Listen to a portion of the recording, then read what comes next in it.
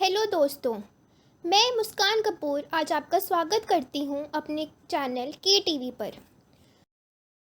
हम आज इंडिया के राफेल और चाइना के J-20 के बीच डिटेल्ड कंपैरिजन करेंगे और हम जानेंगे कि जब इन दोनों फाइटर जेट्स का आमना सामना होगा तो क्लोज रेंज और BVR रेंज दोनों ही कंडीशंस में कौन किस पे भारी पड़ेगा। कंपैरिजन करने से पहले डसॉल्ट राफेल के बारे में कुछ बेसिक इन्फॉर्मेशन जान लेते हैं। राफेल एक 4.5 generation twin engine omni role fighter है। डसॉल्ट एविएशन के द्वारा इसकी प्रोडक्शन और मैन्युफैक्चरिंग हुई है। इसकी प्रोडक्शन 1986 से शुरू हुई और ये मई 2001 में इंट्रोड्यूस किया गया। राफेल कई तरह के मिशन परफॉर्म कर सकता है, जैसे कि air supremacy, interdiction, aerial reconnaissance, ground support, in depth strike, anti ship strike और न्यूक्लियर डेटरेंस मिशंस। अभी इसे French air force, French navy, Egyptian air force और कतार एयरफोर्स इस्तेमाल कर रहे हैं और अब इंडियन एयरफोर्स भी इस लिस्ट में जुड़ चुकी है। अब इंडियन स्पेसिफिक एनहांसमेंट्स की बात करें तो वो कुछ इस प्रकार हैं जो आप अपनी स्क्रीन पर देख सकते हैं। अभी के सिनारियो को देखते हुए इसकी जल्दी डिलीवरी हुई क्योंकि इसमें ये सब चेंजेस कर दिए गए थे। इसमें 12,000 फीट तक हाई ऑल्टीट्यूड इंजन स्टार्टअप जैसा फीचर ऐड कर दिया गया है, जो कि लद्दाख जैसे रीजन में काफ़ी एडवांटेजेस रहेगा। और जैसे ही हमें पता है कि लद्दाख के सब एयर बेसिस 10,000 फीट से ऊपर हैं, उसे देखते हुए ये एनहांसमेंट राफेल को लद्दाख में बहुत अच्छी कैपेबिलिटी प्रोवाइड करेगी। चलिए अब वक्त ज़ाया न करते हुए दोनों के बीच कंपैरिजन शुरू करते हैं। राफेल एक 4.5 generation twin engine omni role fighter है और उसकी यूनिट कॉस्ट $75 मिलियन से लेकर $82 मिलियन है। ये सिर्फ एयरफोर्स वेरिएंट की बात कर रहे हैं और ये फ्लाई अवे कॉस्ट है जिसमें कोई एडिशनल चीज़ें ऐड नहीं की गई हैं। J-20 एक 5th generation Chinese stealth air superiority fighter है जिसे चेंगडू एयरस्पेस कॉर्प द्वारा डेवलप और मैन्युफैक्चर किया गया है। इसकी प्रोडक्शन 2009 से शुरू हुई और ये मार्च 2017 में ऑफिशियली इंट्रोड्यूस किया गया था। अभी इसे पीपल लिबरेशन आर्मी द्वारा ही इस्तेमाल करा जाता है और इसकी यूनिट कॉस्ट $100 मिलियन से लेकर $120 मिलियन तक है। अब इन दोनों फाइटर जेट्स की बेसिक स्पेसिफिकेशंस पर नज़र डालते हैं। सबसे पहले राफेल की बात करते हैं। ये सिंगल या फिर ट्विन सीटर हो सकता है। इसकी length 15.27 metre, wing span 10.8 metre और विंग एरिया 45.7 मीटर स्क्वायर है। J-20 एक सिंगल सीटर एयरक्राफ्ट है। इसकी length 20.4 metre, wing span 13.5 metre और विंग एरिया 78 मीटर स्क्वायर है। राफेल का एम्प्टी वेट इसके वेरिएंट्स को लेके 9,850 से 10,300 kg तक हो सकता है और यहाँ एयरफोर्स वेरिएंट की बात हो रही है। इसका maximum take off weight 24,500 kg है और ये करीब 4,700 kg तक के इंटरनल फ्यूल को कैरी कर सकता है। इसमें दो स्नेकमा M88-2 after burning turbo fan engines लगे हुए हैं, जो आफ्टर बर्नर के बिना 100 किलो न्यूटन और आफ्टर बर्नर के साथ करीब 150 किलो न्यूटन थ्रस्ट जनरेट कर सकते हैं।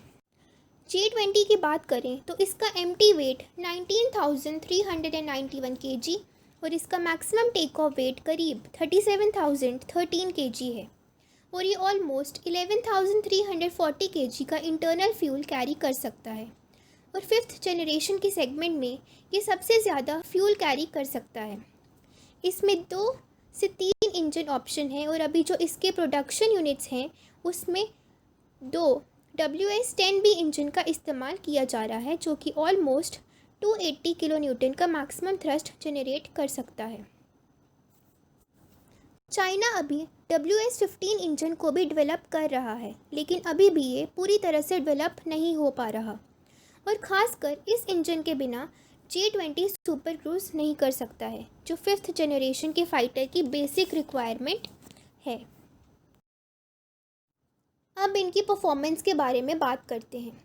राफेल की मैक्सिमम स्पीड करीब मैक M1.8 की है। इसका कॉम्बैट रेडियस 1852 किलोमीटर और रेंज 3700 किलोमीटर की है। राफेल की service ceiling 15,235 metre, wing loading 328 kg पर मीटर स्क्वायर और थ्रस्ट बाय वेट का रेशो 0.988 है और ये मैक्सिमम 11G से -3.6G के लोड को बेयर कर सकती है, जबकि J-20 की मैक्सिमम स्पीड मैक 2 से ज़्यादा है। इसका कॉम्बैट रेडियस 2000 किलोमीटर और रेंज 6000 किलोमीटर है। इसकी service ceiling 20,000 metre, wing loading 340 kg पर मीटर स्क्वायर और थ्रस्ट बाय वेट रेशो 0.92 का है और ये मैक्सिमम +9 से -3G तक का लोड बेयर कर सकता है। अब ये फाइटर जेट्स कौन से वेपन्स कैरी करते हैं उस पर बात करते हैं। राफेल के प्राइमरी वेपन के तौर पर एक 30 mm का कैनन लगा हुआ है, जिसमें 125 राउंड्स होते हैं और दूसरी तरफ J-20 में अभी कोई भी कैनन नहीं दिया गया है, लेकिन जल्द ही उसको लगाने की प्लानिंग हो चुकी है। अब एयर टू एयर मिसाइल की बात करते हैं। राफेल मैजिक 2, मिका और मिटियोर मिसाइल को फायर कर सकता है, जिसमें से मिटियोर मिसाइल को आज तक का सबसे बेहतरीन BVR मिसाइल कहा जाता है। इसकी एक्चुअल रेंज क्लासिफाइड है, लेकिन इसको 150 किलोमीटर के आसपास बताया जाता है और साथ ही इसका नो एस्केप जोन है, वो भी किसी भी मिसाइल से ज़्यादा है और 60 से 100 किलोमीटर तक का है। मिका मिसाइल एक मीडियम रेंज की BVR मिसाइल है जो कि 80 किलोमीटर तक मार कर सकती है और मैजिक 2 एक क्लोज रेंज की मिसाइल है जो 15 किलोमीटर तक मार्क कर सकती है। J-20 air to air missiles के तौर पर PL-10, PL-12, PL-15 और PL-21 मिसाइल्स को कैरी कर सकता है और चाइनीज़ क्लेम के मुताबिक PL-21 की रेंज 400 किलोमीटर, PL-15 की रेंज 300 किलोमीटर, PL-12 की रेंज 70 से 100 किलोमीटर और PL-10 की रेंज 60 किलोमीटर की है। राफेल की मिटियोर मिसाइल की एफिशिएंसी J-20 की मिसाइल से कई ज़्यादा है और वो उससे आउट परफॉर्म कर सकता है। एयर टू सरफेस वेपन्स के तौर पर Rafale Apache, SCALP, Hammer, GBU series, AS-30L और मार्क 82 क्लास के बॉम्ब को फायर कर सकता है। साथ ही ये ASMP न्यूक्लियर मिसाइल और AM-39 मिसाइल को भी फायर कर सकता है। और आपको पता ही होगा, हाल ही में इंडियन एयरफोर्स ने AASM हैमर के इमरजेंसी ऑर्डर प्लेस किए हैं। दूसरी तरफ J-20 फ़िलहाल तो LS-6 प्रिसिजन गाइडेड बॉम्ब को ही कैरी कर सकता है, लेकिन बहुत जल्द इसमें और वेपन्स लगने की भी प्लानिंग हो चुकी है। अब इनके एवियोनिक्स की बात करते हैं।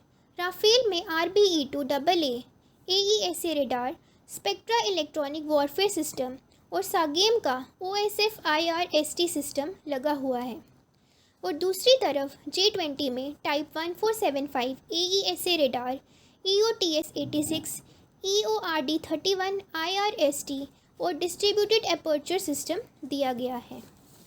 राफेल की RBE-2AA AESA रेडार की बात करें तो इसकी डिटेक्शन रेंज 10 मीटर स्क्वायर के टारगेट के लिए करीब 230 किलोमीटर तक है।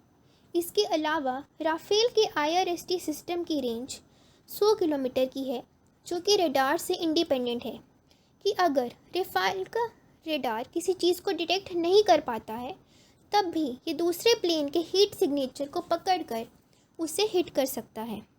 राफेल की स्पेक्ट्रा इलेक्ट्रॉनिक वॉरफेयर सूट को अब तक का सबसे बेहतरीन सिस्टम में गिना जाता है और इसकी मदद से राफेल अपनी ओरिजिनल रेडार क्रॉस सेक्शन को कई गुना तक रिड्यूस कर सकता है और ये राफेल को एक बेहतरीन सिचुएशन अवेयरनेस भी प्रोवाइड करता है।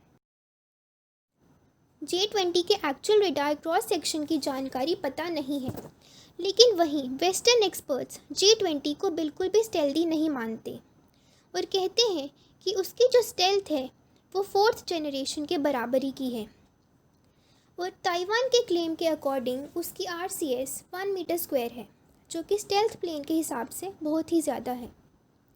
लेकिन इसका कोई प्रूफ अभी पब्लिकली अवेलेबल नहीं है, तो हम इसे स्टेल्थ प्लेन मानकर ही चलते। अगर इसकी क्रॉस सेक्शन F-35 की बराबरी की भी कंसिडर करते हैं, जो कि complete 5th generation fighter plane है, तब भी राफेल J-20 को 60 to 70 किलोमीटर की दूरी से डिटेक्ट कर सकता है।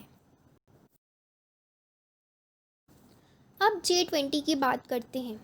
इसकी KLJ-5 रेडार की डिटेक्शन रेंज लगभग 333 किलोमीटर तक है। ये कितने RCS वाले टारगेट को कितनी दूर से डिटेक्ट कर सकता है, ये क्लासिफाइड है, लेकिन इसकी रेंज के अकॉर्डिंग ये कितनी दूरी से किसी प्लेन को डिटेक्ट कर सकता है, आइए वो देखते हैं। जो दूसरे रेडार इसकी बराबरी के हैं, उसके अकॉर्डिंग ये प्लेन 0.5 से लेकर 1 metre square cross sectional area वाले टारगेट 140 से 180 किलोमीटर की रेंज में डिटेक्ट कर सकता है। और राफेल का भी क्रॉस सेक्शनल एरिया इतना ही माना जाता है, पर राफेल में बहुत ही आधुनिक इलेक्ट्रॉनिक वॉरफेयर सूट का इस्तेमाल किया जाता है, जो कि उसके क्रॉस सेक्शनल एरिया को 0.06 मीटर स्क्वायर तक रिड्यूस कर देता है। और इतने छोटे क्रॉस सेक्शनल एरिया के टारगेट को J-20 50 से 60 किलोमीटर दूर से डिटेक्ट कर लेता है। और इस रेंज को इंडिया की डिटेक्शन रेंज के साथ कंपेयर किया जाए तो राफेल अपनी मीटियोर मिसाइल से J-20 पर भारी पड़ सकता है। हालांकि चाइना के पास भी लॉन्ग रेंज की PL-21 और PL-15 मिसाइल है, पर उनको एफिशिएंट नहीं माना जाता। अब इन दोनों के BVR कॉम्बैट कंडीशन की बात करते हैं। इस पे बात करने से पहले कुछ पैरामीटर्स जानना ज़रूरी है, जिस पर हम पहले भी बात कर चुके हैं। इसमें हम दोनों के हेलमेट माउंटेड डिस्प्ले और रेडार जैमिंग रेजिस्टेंस को न्यूट्रल रखने वाले हैं, क्योंकि दोनों के पास बेहतरीन हेलमेट माउंटेड डिस्प्ले सिस्टम मौजूद है और दोनों ही एयरक्राफ्ट्स में AESA रेडार भी है। और साथ ही हम इन दोनों के मिसाइल काउंटर मेजर सिस्टम को भी न्यूट्रल रखने वाले हैं। सबसे पहले साइज़ की बात करते हैं। राफेल के मुकाबले J-20 काफ़ी बड़ा है। इनफैक्ट J-20 5th जनरेशन के फाइटर प्लेन में सबसे बड़ा है। हालांकि चाइना इसे एयर सुपीरियॉरिटी फाइटर कहता है, लेकिन इसकी स्पेसिफिकेशन देखकर ये लगता है कि ये एक लॉन्ग रेंज की स्ट्राइक एयरक्राफ्ट है, क्योंकि एयर सुपीरियॉरिटी के लिए फ़ाइटर प्लेन का फुर्तीला होना बहुत ज़रूरी है। लेकिन J-20 एक बड़ा और बल्कि एयरक्राफ्ट है। हालांकि इसकी सर्विस सीलिंग राफेल के मुकाबले ज़्यादा है, तो जिस भी एयरक्राफ्ट की सर्विस सीलिंग ज़्यादा होती है, उसकी BVR मिसाइल उसकी ऑप्टिमम रेंज को हासिल कर पाती है। J-20 के पास PL-21 और PL-15 जैसी मिसाइल्स मौजूद हैं, जिनकी रेंज 300 से 400 किलोमीटर तक बताई जाती है। तो BVR रेंज में अगर ये राफेल को पहले डिटेक्ट करता है तो ये पहले मिसाइल को फायर कर सकता है, लेकिन J-20 राफेल को बस 50 से 60 किलोमीटर की दूरी से ही डिटेक्ट कर पाएगा। राफेल के पास यहाँ थोड़ा सा एडवांटेज है, ये J-20 को 70 किलोमीटर की दूरी से डिटेक्ट कर पाएगा, अगर ये F-35 जितना स्टेल्दी है तब। इसके अलावा J-20 का मेजर डिफेक्ट ये है कि ये सुपर क्रूज़ नहीं कर सकता, जबकि राफेल मैक 1.4 की स्पीड में सुपर क्रूज़ कर सकता है। और डॉग फाइट में उलझने से पहले स्पीड मेंटेन करना ज़रूरी है, जो राफेल बिना आफ्टर बर्नर के मेंटेन कर सकता है, जिसकी वजह से उसकी हीट सिग्नेचर काफ़ी कम रहने वाली है। जबकि J-20 को स्पीड मेंटेन करने के लिए आफ्टर बर्नर का इस्तेमाल करना पड़ेगा, और अगर ये राफेल के 100 किलोमीटर के दायरे में आके आफ्टर बर्नर का इस्तेमाल करता है तो राफेल का IRST सिस्टम उसको आसानी से डिटेक्ट कर पाएगा। यानी कि कुल मिला के राफेल J-20 को 70 किलोमीटर से भी ज़्यादा दूरी से डिटेक्ट कर पाएगा, जबकि J-20 राफेल को 50 से 60 किलोमीटर की दूरी से डिटेक्ट कर सकता है। और मीटियोर मिसाइल की वजह से BVR रेंज में राफेल के पास J-20 के मुकाबले एडवांटेजेस रहने वाली हैं। हालांकि J-20 के पास भी P-21 और P-15 जैसी मिसाइल्स मौजूद हैं, लेकिन लेकिन इनको मीटियोर मिसाइल जितना एक्यूरेट नहीं माना जाता। अब क्लोज रेंज में डॉग फाइट की बात करें तो एयरक्राफ्ट का फुर्तीला होना सबसे ज़्यादा ज़रूरी है। हालांकि J-20 की स्पीड और सर्विस सीलिंग ज़्यादा है, लेकिन इसकी विंग लोडिंग ज़्यादा और थ्रस्ट बाय वेट रेशियो और जी लिमिट राफेल से कम है। यानी कि राफेल J-20 के मुकाबले काफ़ी फुर्तीला है और ज़्यादा टाइड एंड टर्न्स को ले सकता है। और सबसे बड़ी बात यह है कि बिना आफ्टर बर्नर के ये सुपर क्रूज कर सकता है, जबकि J-20 को स्पीड मेंटेन करने के लिए आफ्टर बर्नर का इस्तेमाल करना पड़ेगा, जिस वजह से ये क्लोज रेंज की हीट सीकिंग मिसाइल के लिए इजी टारगेट बन जाएगा। यानी कि अगर इन दोनों को क्लोज रेंज की डॉग फाइट में उलझना पड़ता है तो J-20 के बचने के चांसेस काफ़ी कम हैं, क्योंकि BVR रेंज में मिसाइल और प्लेन के बीच काफ़ी डिस्टेंस होता है और मॉडर्न एयरक्राफ्ट्स के पास काफ़ी काउंटर मेजर सिस्टम्स होते हैं, जो कि डिप्लॉय करने के लिए वक्त भी होता है और मिसाइल को आउटरन करने के लिए टाइम मिल जाता है, जबकि क्लोज रेंज में ये सब एडवांटेजेस नहीं होने वाले। हालांकि अभी जो J-20 का नया वेरिएंट आया है, जिसके बारे में अभी कुछ दिन पहले ही खबर आई है कि उसमें थ्रस्ट वेक्टरिंग नोजल्स ऐड कर दी गई हैं, जिसकी टेस्टिंग चल रही है। लेकिन क्योंकि पुराने इंजन में ही थ्रस्ट वेक्टरिंग ऐड की गई है, तो अभी भी ये सुपर क्रूज नहीं कर सकता। लेकिन ये J-20 को हाई मैन्यूवरिटी प्रोवाइड करेगा, जो क्लोज रेंज डॉग फाइट में काफ़ी इम्पॉर्टेंट चीज़ है।